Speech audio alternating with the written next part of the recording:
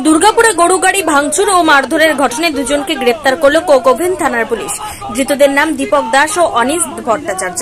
এই ঘটনায় বিজেপি যুব মোর্চার নেতা পারিজাত গাঙ্গুলি সহ বাকি অভিযুক্তদের খোঁজে তল্লাশি চলছে।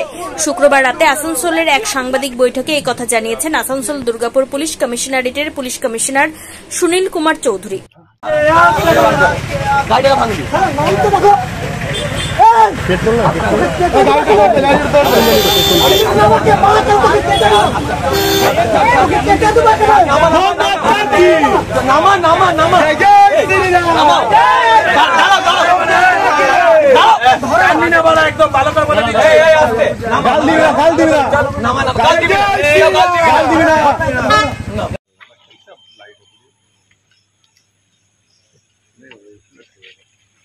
আমাদের কোকোভেন থানা অন্তর্গত একটা ঘটনা ঘটেছে।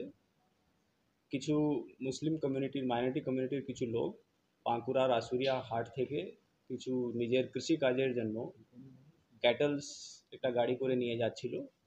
সেই সময় আমাদের কোকোভেন থানা অন্তর্গত গামেন ব্রিজের কাছে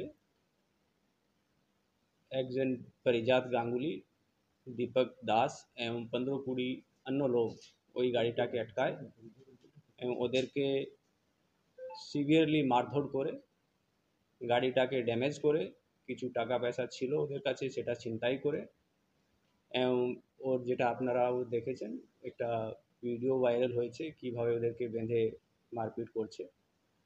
পুলিশ যখনই খবর পায় সঙ্গে সঙ্গে স্ট্রং অ্যাকশন নেয় এবং যে পার্টিকুলার স্ট্রং সেকশন আছে তার মধ্যে স্পেসিফিক কেস রেজিস্টার করা হয় এবং কাল থেকে পুলিশ যারা অ্যাকিউজড আছে তাদের অ্যারেস্ট করার জন্য রেড করছে।